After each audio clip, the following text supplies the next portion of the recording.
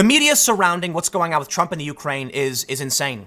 There's just numerous fake stories. There are corrections being issued in the early hours of the morning. Quotes are being fabricated. They made so many claims before the transcript was released that Trump pressured Ukraine 8 times, that there was a promise, there was quid pro quo. You do this for me, I'll do this for you. So Trump dropped the transcript, and no, there's nothing really in there. In fact, turns out the Ukrainian president brought up Rudy Giuliani first. Now, Trump did ask for a favor. We can criticize him for that. But it's not like Trump offered them anything in return. The best that the left had to offer was that it was mafioso, that the quid pro quo was implied because they need U.S. aid. I think that's a stretch, and it's not beyond a reasonable doubt. But apparently it's enough for the left. Well, here's the problem.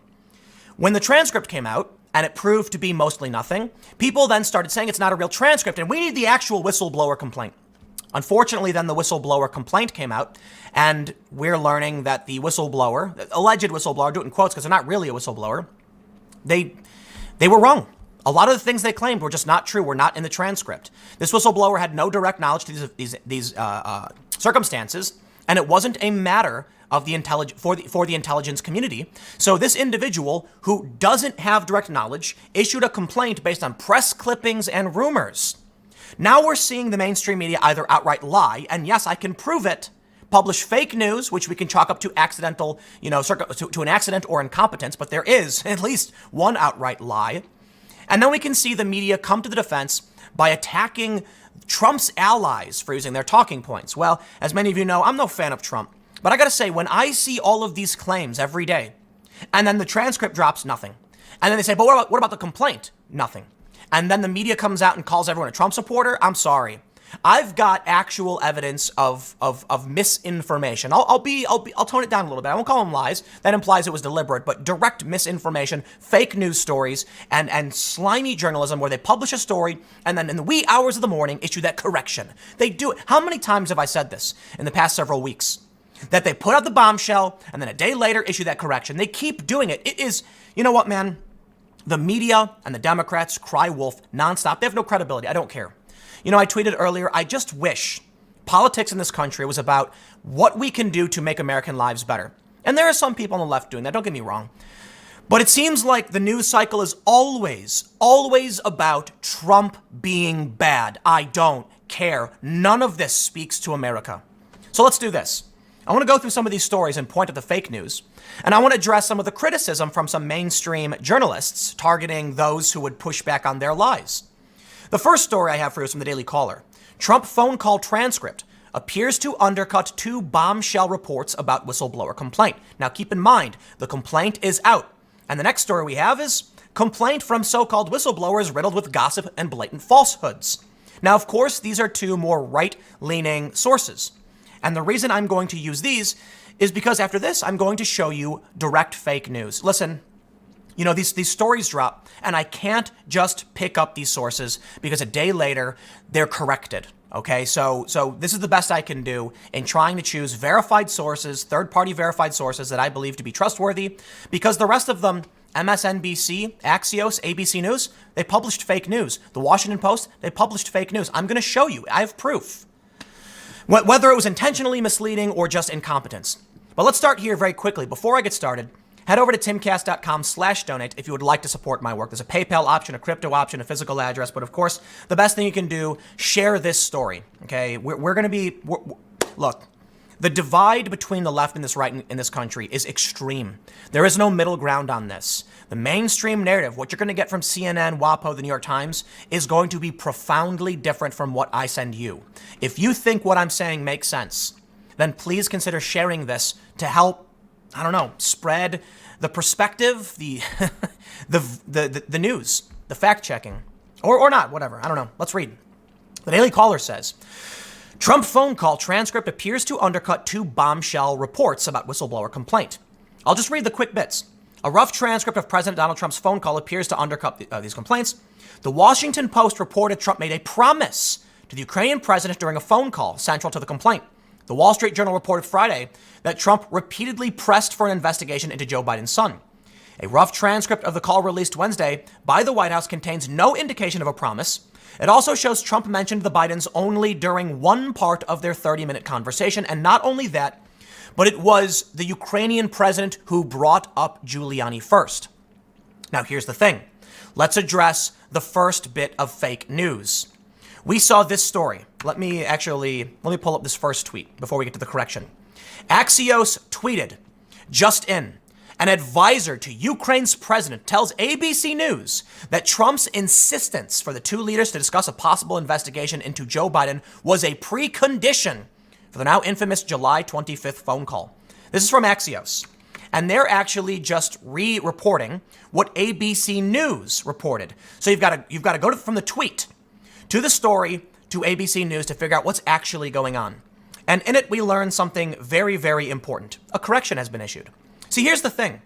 I saw this story last night, and I said, whoa, this changes everything. I just put out a video saying that there was a nothing burger here, but now we're learning that there was a prerequisite to this phone call. Shocked. I was absolutely shocked. I said, wow. I mean, this proves it. This shows Trump's wrongdoing. That, of course, there's nothing in the phone call. Trump set it up beforehand. And then we see this. ABC News reports it. It's then picked up by Axios. And then we finally get this from Christopher Miller, setting the record straight. Lyshenko's confirmed to me what those of us in Kiev already knew. He is not currently an advisor to Ukraine Zelensky and wasn't at the time of the call. He said he did not tell ABC insistence for leaders to discuss Biden probe was precondition for the call. How did that happen? I don't get it. How does it keep happening? How does this keep happening? Christopher Miller is a correspondent covering Ukraine, Russia, Belarus. Bylines for Politico, The Guardian, The Times, The Atlantic, CNN International. And here he is saying, setting the record straight. 5:45 a.m. Shocked. Well, guess what happened? Only a few minutes later, one of the reporters on the story issued his 6 a.m. correction. Important. The advisor in my story below, Serhiy Lyshenko, is not currently an advisor to Ukraine's President Zelensky. He had advised Zelensky's team, but has been distanced by the administration since at least May. This is my mistake. Okay. So I waited on this one. Admittedly, this story came out after my video was published, but I was reading it like, whoa, I gotta issue a big update. This is huge. This is essentially how Trump framed this conversation. It was, we saw in the transcript, Ukraine brought up Giuliani first, but if this was true, okay, now we got something here. But you know what I did? I decided to wait because the stories end up being corrected. They end up turning out to be false. And that's exactly what happened. Axios then issued a correction on the story. And I was shocked. Correction. We have updated the story to reflect he is no longer an advisor to the president. He wasn't at the time of the call. And according to this journalist, I don't know who's right. I don't. Maybe this guy's wrong. He said, according to Lyshenko's, he said he did not tell ABC that there was a prerequisite. So who do you trust? I honestly don't know. But they had to issue a correction already. So I'm just going to go ahead and say, I don't believe it. It happens every single time. I got some more fake news for you. But before we get into the more direct overt fake news, I just want to point out, right? Because it's happened so much, because the media has repeatedly done this. Check out this story. I don't want to read through this. It's from January. Beyond BuzzFeed, the 10 worst, most embarrassing U.S. media failures on the Trump-Russia story. It's not actually 10. You see what the Intercept has done here is compiled. I've cited this before. I won't read through it. They cited 10 stories where the media made some report and then almost like a day later issued that correction. It keeps happening. But here's the truth. This story from Glenn Greenwald, it's actually 21 instances because yes, although he does show the top 10 times they've issued fake news and then retracted, he also highlights 10 dishonorable mentions at the bottom of the story. This is a long story, mind you. So he's got 10 dishonorable mentions, even referencing Crowdstrike, that's what Trump asked Ukraine to look into in 2016. But he also has a special mention. 21 stories, where most of them involved a big breaking bombshell, verifying all of all this news, corrected a day later. And I've cited this several times in the past few weeks. And here we are. I can't believe it happened again. And you know what's really annoying about the whole thing? The 6 a.m. correction. This one user responded to the journalist saying, release a story at 8:21 p.m. and issue a correction at 6:04 a.m. the next day. Seems like intentionally misleading the public. Someone needs to resign from their position to save their integrity. You see, the thing is, when you publish a story at night, 8 p.m., yeah, people are going to see it. There's a big spike in news readership as people are getting ready to go to bed. They're logging off, or they're getting home from work, I should say. 6 a.m., you start to see an uptick around, 10 or 11. But the correction came at a time when most people won't see it. Take a look at this story. Now that the whistleblower complaint is out, we can see that comparing the transcript to the whistleblower complaint shows us the whistleblower was wrong. The whistleblower was actually citing press clippings. I kid you not. My mind was blown by this. And what's really, really frustrating is how many people on the left, because you have the director, the acting director of national intelligence testifying before the intelligence committee, and they're saying that, Alyssa Milano, for instance, tweeted that officials, she said, they're trying to cover up what Trump said in this phone call by hiding these transcripts. And she cites this tweet that says official statements. No, I'm sorry. Let's stop here. This whistleblower, I hate calling him whistleblower because they're not, claimed they heard from someone else. There are no official statements. There are no official citations. There is a third-party complaint. That's it.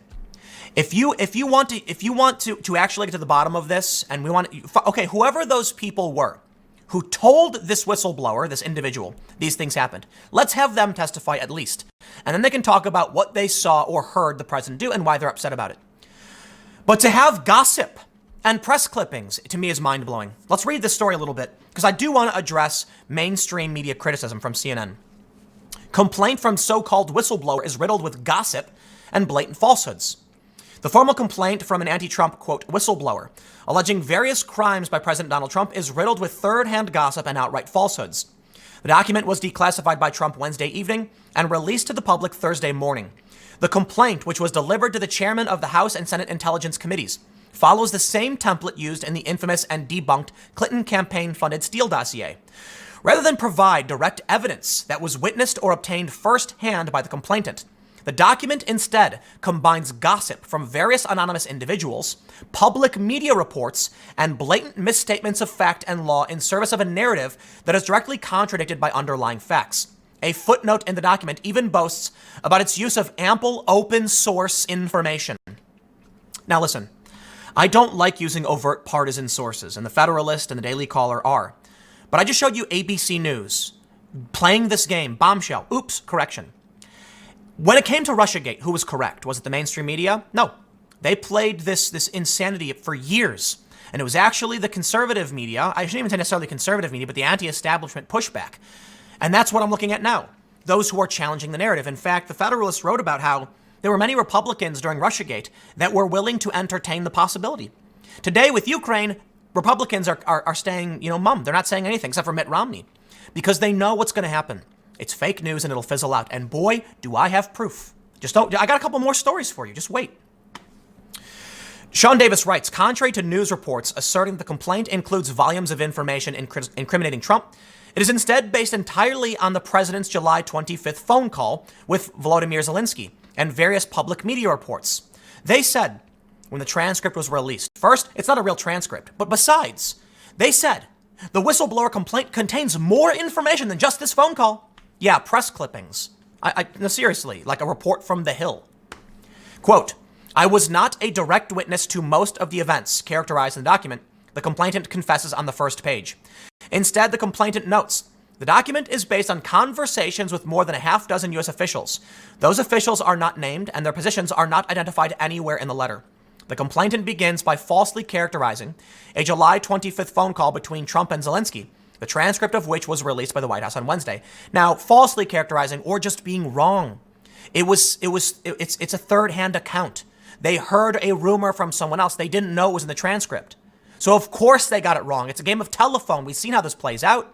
They're complaining about something they never heard or saw, and the Democrats move forward with impeachment based on a complaint they never heard from someone who heard a rumor from someone else.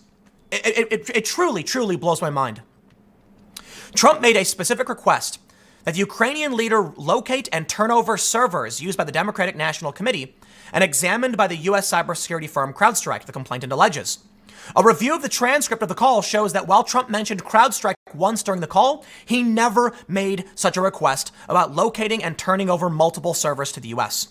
The complainant also falsely alleges that Trump told Zelensky that he should keep the current prosecutor general at the time, Yuri Lutsenko, in his current position in the country. Quote, the president also praised Ukraine's prosecutor general, Mr. Yuri Lutsenko, and suggested that Mr. Zelensky might want to keep him in his position. The complainant alleges based on gossip he says he heard from unnamed White House officials. Trump made no such suggestion to Zelensky, according to the transcript of the phone call. While Trump did say that it was unfair that a prosecutor who was very good was shut down, it's not clear that Trump was even referring to Lutsenko, as a previous prosecutor named Viktor Shokin was fired after he opened investigations into a Ukrainian energy company that placed Hunter Biden, Democratic presidential candidate Joe Biden's son, on its board. Trump directly references Shokin later in the conversation. It goes on. It really does. When I read this story, I couldn't help but think about the concept of coloring the water, which I've mentioned on my second channel, and it's a concept I really, really love. Imagine this. You have 3 cups on your counter. They're all full of water. Beneath all cups is a pool of water. One of these cups is leaking and you don't know which one. So you put red in one cup, green in another, and blue in the last. Whatever color the puddle turns, you know which cup is leaking because they have unique colors. I couldn't help but wonder if this is another instance where Trump set a trap, or the Trump admin did, that select information was leaked to certain individuals to try and figure out who is leaking information. Because sure enough, information keeps getting leaked, and Trump wants to know by who. So now we hear a direct claim that this whistleblower alleges they overheard that Trump was trying to pressure Ukraine into keeping Lutsenko. In the transcript, Trump never said that. What if Trump said something to a particular individual that he told Ukraine to do this? That way, when that individual complained to that third party, this complaint is released and now Trump knows who leaked it. I'm not saying that's true. It could just be a game of telephone. This person heard gossip. It's not a whistleblower complaint. You can't overhear something from someone else and then complain about it to a person who's not involved. Let's read on. There's a lot of talk about Biden's son, that Biden stopped the prosecution, and a lot of people want to find out about that, Trump said. That's it. It's such a tepid half statement from Trump. In 2018, Joe Biden bragged on camera that his threats to withhold $1 billion in loan guarantees from Ukraine directly led to Shokin's firing. The complainant then alleges, without evidence, that efforts to secure the records of the call to prevent unauthorized access to classified information are themselves proof of corruption. The transcript was, quote, loaded into a separate electronic system that is otherwise used to store and handle classified information of an especially sensitive nature, the complainant claims. One White House official described this act as an abuse of the electronic system because the call did not contain anything remotely sensitive from a national security perspective. Please have that person testify. Find out who that is. This whistleblower, who said that? I'm sorry. We don't know who it is. We don't know what the evidence is. And this is insane. It's hearsay. My understanding is it would be inadmissible in court. Why are we entertaining this? It's going to be a long video because I got a lot to go through. Trust me, the fake news that you are going to see will blow your mind. MSNBC essentially fabricated a quote outright. This is one of the most shocking and brazen instances of a fake news cycle I have ever seen, and I definitely want to get into what CNN said. The complainant provides zero evidence beyond the opinion of an anonymous official that phone conversations between world leaders do not contain anything remotely sensitive.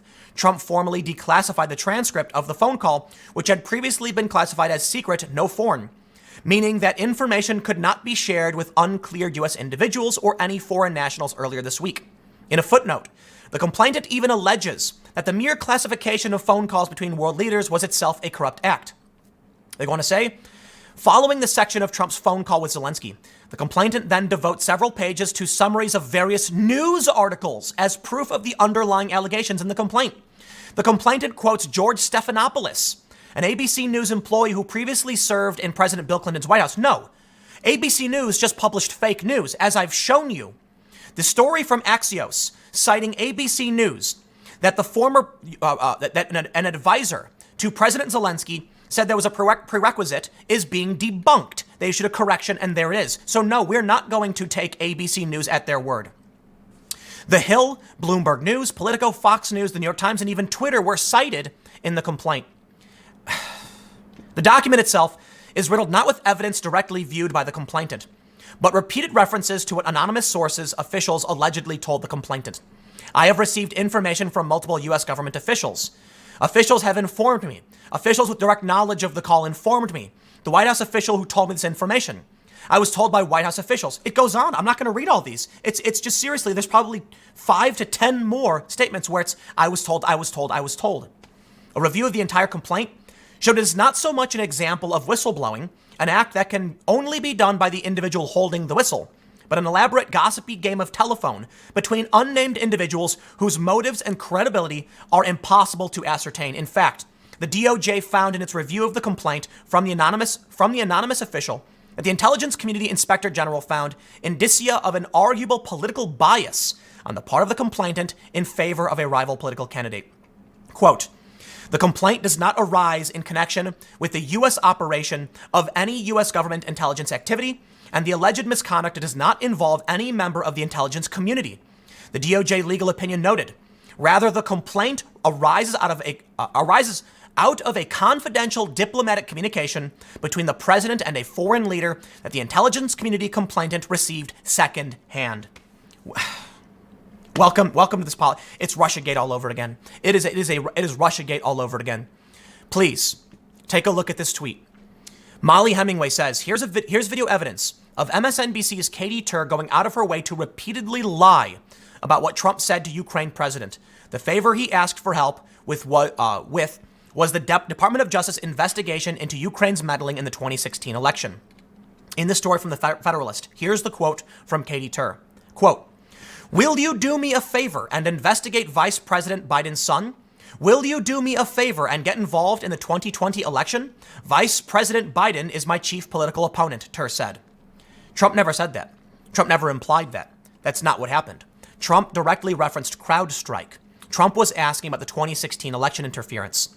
Trump talked about Biden, sure. You want to criticize him for it, fine. The problem here, though, is that whether or not Joe Biden did anything wrong, we don't know, there's not been an investigation, is that there's a clear conflict of interest, and the investigation was shut down, and that's all Trump said, a very tepid half statement where he said a lot of people are upset about that. And as I mentioned several times, it was in fact Zelensky who brought up Rudy Giuliani first. Now, you can criticize Trump for what's in this, but all I can really say is, for one, not a legal expert. I've heard from, we had this debate going on with Fox News where Judge Napolitano said it was a crime because it was helping his campaign. But then you had another attorney on Tucker Carlson saying it's absolutely not true. I don't see it. If someone, look, the question to me then becomes, if Joe Biden did do something corrupt, and of course the left won't believe it, I don't know. I see a conflict of interest. I think it should be looked into. I think we're looking into Trump and the complaint. Great, let's look into Biden. I've seen comments from the left saying, let Biden and Trump share a cell. Fine, let's look into it. The issue is, if somebody commits an overt act of corruption, are they immune from prosecution then because they're running for political office? Hillary Clinton did break the law, it's my understanding, when she was subpoenaed to give up the emails and she deleted them and nothing happened. Why? Well, she was a rival political candidate. Is that the shield? I've got more fake news for you. Check out this story from the other day. Intelligence director adamantly disputes Washington Post report he threatened to resign. I kid you not. The Washington Post reported Joseph McGuire, the acting director of national intelligence, was going to resign. So let me read the Daily Caller what they said. The acting director of national intelligence unequivocally disputed a Washington Post report published Wednesday that he threatened to resign if the White House blocked him from testifying candidly about his handling of a whistleblower complaint concerning President Donald Trump. At no time have I considered resigning my position since assuming this role on August 16th, 2019. I have never quit anything in my life, and I'm not going to start now, McGuire said in a statement minutes after Washington Post story was published. I am committed to leading the intelligence community to address the diverse and complex threats facing our nation. The Washington Post story cited anonymous, current, and former officials familiar with the matter. In his testimony today, he was asked about this. Did you ever threaten to resign? And he said, no. How did Washington Post report this? What was their source? It used to be that you needed 3 sources to confirm a story. And now we are just staring at all of this insanity and fake news. This complaint is nothing. It's hearsay. It's a game of telephone. The things claimed by this whistleblower were refuted by the transcript itself. The things he claimed that were in it are not in it. Well, let's do this. Let me highlight Oliver Darcy. He says, how Fox, Breitbart, and the Gateway Pundit are covering today's news. The main takeaway from Fox's straight news division is something. I can only assume this is very critical because people on the right hold a similar opinion to me. In fact, probably the same opinion. It's all fake. Oliver also has another tweet. Front page of CNN.com. Whistleblower alleges White House cover-up. Right. The person's not a whistleblower. This is important. A whistleblower is someone, let's say this. You work for a company. Let's say you produce soda pop. And you find out that your boss is ordering people to put some additive in that soda pop, and you say, like, you're working for this person. He says, this is what I want you guys to do. So you blow the whistle. I refuse to do this. This is a violation. Let's now figure out who this person is. Let's say there's a person who is a truck delivery guy. He comes into the factory where he doesn't work, and he overhears someone talking about how they saw the boss do this thing. So the truck driver then goes and complains and says, I read some stuff in the news and I heard from some of these guys at the factory. That's not a whistleblower. That's gossip and rumors. I'm sorry. We need the individuals who witnessed Trump doing these things to prove it. However, I have to stress, based on what this whistleblower believes, he was wrong. As I've shown you already, I mean, the Federalist showed you, a lot of what he claimed was in this was not in this. Oliver Darcy says, pro-Trump media allies are doing their best to spin, deflect, and obfuscate. But at the end of the day, this story is clear and easy to understand. Trump, using the office of the presidency, pushed a foreign power to investigate a political opponent. Hold on. That's the argument. Okay, that Joe Biden is immune from investigation in a potential conflict of interest, maybe criminal, maybe not, because he's running for office. Okay, I'll keep that in mind. If I ever need, to get away with a crime, I'll run for office. Is that the claim? That the president can't have a conversation with Ukraine about the 2016 election interference and how Biden bragged about getting this prosecutor fired? I guess so. I got to admit, it is a conflict of interest in itself that Donald Trump would do this. And that I think is worthy of criticism. And so we're looking at the transcript. And so we're looking at the complaint. But I don't think it arises to much. Just a conflict of interest. But what do you do? If Joe Biden was playing quid pro quo with foreign governments to benefit his son, I think everyone should know about it. And simply because he's running for office doesn't make him immune from investigation. But they'll take that away from they'll pull that out of the context. They'll say Trump just wanted his political rival investigated. To me, is there a political advantage to Biden being investigated? For sure. And I think Elizabeth Warren is feeling it and she's loving it. Elizabeth Warren stands to gain the most. The far left Democrats stand to gain the most. They hate Biden. But the way Oliver Darcy is framing it, I'm sorry, it strips out very important context. And I will also stress, I do not like Trump. End of story. But you know what I've been thinking about lately? As much as I really don't like Donald Trump, I the way I always preface it is like, I obviously don't have Trump derangement syndrome. He's just a president I'm not a fan of and wouldn't vote for. And that's about it. I've been through presidents like that before. I grew up. Okay, I think now we have to move on. And I'm a big fan of Tulsi Gabbard. But no, they frame it in such a way that the only people who would call this out are going to be pro-Trump. I guess technically, if I'm calling you all liars and saying you're publishing fake news, which they are, well, I don't know what you want me to do, man. When the director of national intelligence, the acting director, says that's fake news, when Axios and ABC are forced to issue corrections on a story a day later, when MSNBC comes out and says that Donald Trump directly referenced 2020 election and his political opponent to Ukraine, which is not in the transcript at all, you think that's pro-Trump. To call you a liar is pro-Trump? No, you've just lost all credibility. But let me show you what's really happening. Rep. Al Green, he warns, the public is going to turn on us if we don't impeach Trump. But more importantly is what he says at the end. I'm concerned that if we don't impeach the president, he will get reelected. And there it is. There's the game. Okay. Yeah, he probably will get reelected. That's too bad. Grow up. If the Democrats paid attention to what Americans actually cared about, maybe they'd be doing better. That was what I tweeted. I wish politics in this country was about what we can do to make American lives better. Instead, it has been 3 years of orange man bad. And I really mean it. They say Trump's wall is immoral. He's a bigot. He refused to condemn this group. Trump is bad, Trump is bad, Trump is bad. Russiagate, Russiagate, Russiagate. Obstruction of justice. Now Ukraine. They wanted to impeach Kavanaugh. Now they're on Ukraine. That's all it is. That's the news cycle. And you know what it comes down to at the end of the day? At the end of the day, the media is wrong. Okay? The media gets it wrong. The Democrats follow the fake news, but not the correction. So I really do think at the end of all this, the media is at fault. And that's where we are. How many times do we have to see stories refuted, denied, corrected? But the Democrats are chasing Twitter, and they're chasing the fake reports. And this is what we get. They have no leadership. They can't stand up to the press. So this whistleblower complaint is a big nothing burger. And the media has no choice because they've hyped it up so much for ratings. They have no choice but to claim everybody who's calling us out. Trump supporters. Okay, well, the director of national intelligence has denied it. A correspondent covering Ukraine with bylines in the Times, Atlantic, and CNN has also claimed that the story from ABC News was fake. And we actually have this story, MSNBC fabricating a quote. And let's tone it down a little bit. Maybe she wasn't fabricating a quote. Maybe she was implying that's what Trump did to make it seem like that was the case. That's just absolutely fake. It just never happened. And this is what the media does. They drum up insanity. They get the ratings. Everyone gets all excited. And then the Democrats follow in.